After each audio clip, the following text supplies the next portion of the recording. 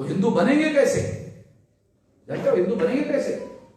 कोई ब्राह्मण SC ST OBC को प्रचार करके हिंदू नहीं बना सकता, क्योंकि प्रचार करने के लिए वर्ण व्यवस्था, जाति व्यवस्था, अस्पृश्यता, आदिवासियों का सेग्रीगेशन, घुमंतु जातियों का बहिष्कार, महिलाओं की दास्ता, शूद्रत्व, पिछड़े वर्ग पर थोपा जाना, ये है ब्राह्मण। इतनी बात है ब्राह्मण। और ब्राह्मणों के पास प्रचार करने के लिए कुछ मसाला ही नहीं, तो आपको हिंदू बनाएंगे कैसे? आप हमारे धर्म में आ जाओ और थोड़ा सा आपको हम अछूत बनाएंगे, नहीं थोड़ा अछूतों से आपको शूद्र बनाएंगे, ऊपर रखेंगे। तो आप जैसे पढ़े लिखे लोग तो जूता निकालेंगे उसको, जूते से मार 1901 में निकाला है जूता। हाँ नहीं बराबर है, मैं क्या बोल रहा हूँ आपको, मैं आज की बात समझा रहा हूँ आपको, ब्राह्मणाइजेशन के संबंध में समझा रहा हूं। तो इसलिए उन्होंने इसका रास्ता ढूंढा, ये बोल रहा हूं मैं, इसका रास्ता ढूंढा। क्या रास्ता ढूंढा? कि वो प्रचार करके किसी को हिंदू नहीं बना सकते, तो उन्होंने कहा कि 24 घंटे हिंदू मुसलमान का झगड़ा चलते रहना चाहिए। 24 घंटे निरंतर हिंदू मुसलमान का झगड़ा चलता रहना चाहिए, 24 घंटे निरंतर चलते रहना चाहिए। इससे क्या होगा? कोई SC ST OBC का आदमी मुसलमान के साइड में खड़ा नहीं होगा। जब हिंदू मुसलमान का झगड़ा होगा तो कोई SC ST OBC का आदमी मुसलमान के साइड में खड़ा नहीं होगा, उसको खड़ा होना पड़ेगा इधर ही। तो बड़े आसानी से हिंदू बनाने का नया तरीका जो उन्होंने डेवलप किया है वो है निरंतर मुसलमान वर्सेस हिंदू, हिंदू मुसलमान, हिंदू मुसलमान, हिंदू मुसलमान, हिंदू मुसलमान।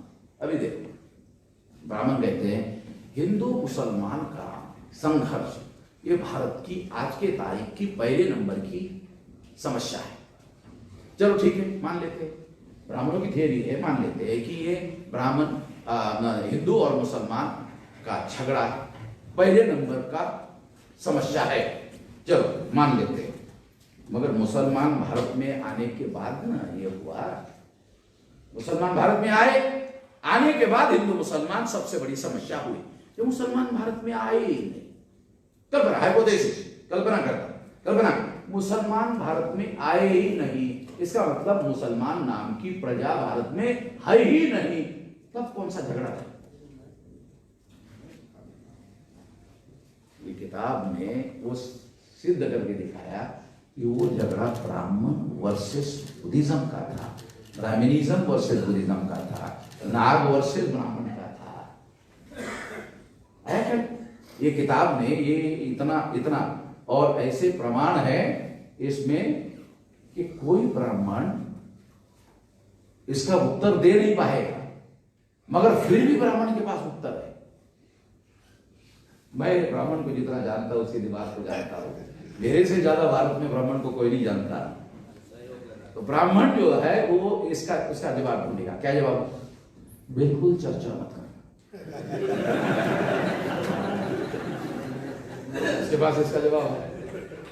इसलिए हमने क्या विचार किया, हर जिले में जाकर चर्चा करेंगे, ऐसा कार्यक्रम हर जिले में करेंगे और प्रचारक निर्माण करेंगे और उनको कुछ मूल बातें, मोटी बातें समझाएंगे और उनको प्रचार के लिए सारे देश भर में प्रचार के लिए फैलेंगे, लोगों में जाएगी बात।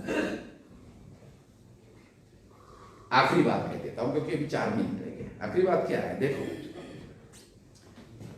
RSS वर्सेस वामसेफ की ही लड़ाई है भारत में, RSS BJP वर्सेस कांग्रेस की नहीं है। क्यों? क्योंकि RSS या ब्राह्मणों की आइडियोलॉजी को काउंटर आइडियोलॉजी केवल मात्र हमारे पास है। शब्द पर ध्यान दो, केवल मात्र हमारे पास है। आइडियोलॉजी टू आइडियोलॉजी, ध्यान रखना। कम्युनल का विरोध सेकुलर ये फेक झूठी लड़ाई है, क्योंकि उसमें एक ब्राह्मण जाकर दूसरा ब्राह्मण हमारे सर पर बढ़ जाता है। ए नाम का ब्राह्मण हट जाता है, बी नाम का ब्राह्मण हमारे सर पर बैठ जाता है। ये थ्योरी हमारे काम की, ये आइडियोलॉजी हमारे काम की नहीं है। ये बात हमारे लोगों को समझ में आनी चाहिए। इसलिए ये बात मैं आपको समझा रहा हूं। केवल मात्र हमारे पास आइडियोलॉजी है आरएसएस ब्राह्मणों की विचारधारा को काउंटर करने की। हमने 2-3 बार भारत बंद किया, 2 बार भारत बंद किया। एक तो 13 पॉइंट रोस्टर के बारे में जो मास्टर लोग थे वो जिंदगी में कभी लड़ाई नहीं जीत सकते थे। मास्टर लोगों को लड़ाई जितवा दिया, वो लड़ाई लड़ ही नहीं सकते थे। जो मास्टर लोग है, प्रोफेसर लोग लड़ सकते, मास्टरों को हमने पूछा लड़ सकते थे। हमने लड़ाई लड़के 13 पॉइंट रोस्टर को खत्म करके 200 पॉइंट रोस्टर लाया। सीए के बारे में डेली अमित शाह मोदी बोलता था, डेली बोलता है, अभी बोलता है। हमने एक बार भारत बंद किया, उसके दूसरे दिन से बोलती बंद अभी तक। मगर वो चुप नहीं है। अभी कल परसों की खबर है, कानून लागू करने के पहले रूल बनाने पड़ेंगे उस कानून के सीए के। वो रूल अभी तक सेंट्रल गवर्नमेंट बना नहीं पाए। 6 महीने का एक्सटेंशन मांगा। आप लोगों का ध्यान नहीं है। मैं बदमाशों की तरफ भी ध्यान रखता हूं, आप लोग उन बातों की तरफ ध्यान नहीं रखते। मैं एग्जैक्टली उन्हीं बातों का ध्यान रखता हूं कि मैं क्या कर रहा हूं, उसके लिए वो क्या कर रहा है। लड़ाई मेरे और उनके बीच में चल रही है, इसलिए वो मेरे तरफ ध्यान दे रहे हैं, मैं उसकी तरफ ध्यान दे रहा हूं। तो आइडियोलॉजी टू आइडियोलॉजी अगर काउंटर चाहिए तो वो आइडियोलॉजी केवल मात्र हमारे पास है। इसीलिए ये काम हम कर रहे हैं। कुछ लोगों को लग रहा है किताब लिखने से क्या होगा। हम जानते हैं किताब लिखने से अपने आप वैचारिक क्रांति नहीं होगी। ये विचार लोगों तक पहुंचाना होगा, तब जाके वैचारिक क्रांति होगी, हम जानते हैं। इसीलिए इतना बड़ा संगठन बनाया। मैं 19 साल की उम्र से संगठन को बनाने के काम में लगा। अभी मेरी 65 साल की उम्र है। 20 साल तक तो अभी मैं ये लड़ाई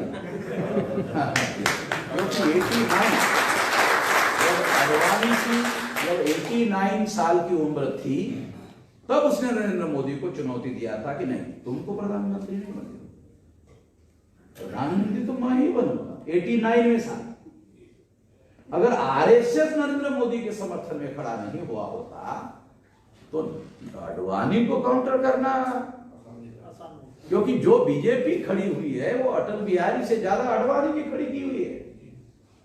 तो जितनी सेकंड लाइन लीडरशिप है वो सारी अडवाणी की तैयार की लीडरशिप थी। अटल बिहारी तो भाषण करने वाला आदमी था। अटल बिहारी संगठक आदमी नहीं था। अटल बिहारी तो भाषण करने वाला। मैं एक बार बहुत भाषण करता अच्छा करके, एक बार औरंगाबाद में चिकलठाना ग्राउंड में भाषण सुनने के लिए गया और वो भाषण दे रहा। लोग कहते इंदिरा इज इंडिया, अगर इंदिरा हिंदुस्तान है तो क्या अटल बिहारी पाकिस्तान है? इसमें क्या विचार है? इसमें विचार क्या है? मगर लोगों ने तालियां बहुत बजाई। क्यों? हिंदू मुसलमान का मसाला था, हिंदू मुसलमान का तड़का था। वो जानता था सुनने वाले कौन लोग है। मुस्लिम विरोधी साइकी रखने वाले लोग हैं। अगर इंदिरा हिंदुस्तान है तो क्या अटल बिहारी पाकिस्तान है? कुछ नहीं उसमें विचार। मगर सुनने वाले लोग मुस्लिम विरोधी मानसिकता के लोग थे तो एकदम तालियां बजे। क्या विचार है? कौन सा बात कर रहा है ये भाषण? तो वो संगठन नहीं था, संगठन अडवाणी था, उसने बनाया। ठीक है, तो इसलिए मैं अभी खत्म कर रहा हूं क्योंकि 7 बजने के लिए समय हो गया है। तो मैं ये डीब्राह्मणाइजेशन का हमने अभियान शुरू किया है। ब्राह्मणों का ब्राह्मणाइजेशन चल रहा है, हिंदुआइजेशन नहीं चल रहा है। मुसलमानों को मैं हाथ जोड़ के विनती करता हूं, यहाँ ज्यादा संख्या में नहीं है मगर ये जा रहा है सारी दुनिया में, इसलिए हाथ जोड़ के विनती करता हूं कि आप इसको हिंदुत्व मत कहिए, इसको हिंदुआइजेशन मत कहिए। इससे हिंदुत्व का लेजिटिमाइजेशन हो जाता है। मुसलमान जब इसको हिंदू हिंदू कहते रहते हैं तब उनको मौका और अवसर मिल जाता है हिंदू कहने का। अगर मुसलमान हमें हिंदू कहते रहे तो इससे ब्राह्मणों का फायदा होता है। मैं मुसलमानों को अनुरोध करता हूं कि आप हमें हिंदू मत कहिए। ऐसा आप कहने से 50% आप ब्राह्मणों का काम कर रहे हैं, मुसलमान कर रहे हैं, और हम SC ST OBC को ब्राह्मणों के अकाउंट में जमा कर रहे हो और हमारा अकाउंट 0 कर रहे हो। हमारी क्या दुश्मनी है भाई साहब, मोहम्मद भाई, हमारी क्या दुश्मनी है आपसे? आपकी भी पिटाई हो रही है, हमारी 3000 साल से हो रही है, आपकी अभी अभी हो रही है। आप नए अभी पिटाई खाने वाले लोग हैं। हम तो 3000 साल से पिटाई इतनी बार पिटाई हो गई है। इसलिए पिटाए लोगों को आपस में भाई भाई होना चाहिए और रणनीति बनाकर लड़ना चाहिए। इतना ही कहना चाहता हूं। धन्यवाद।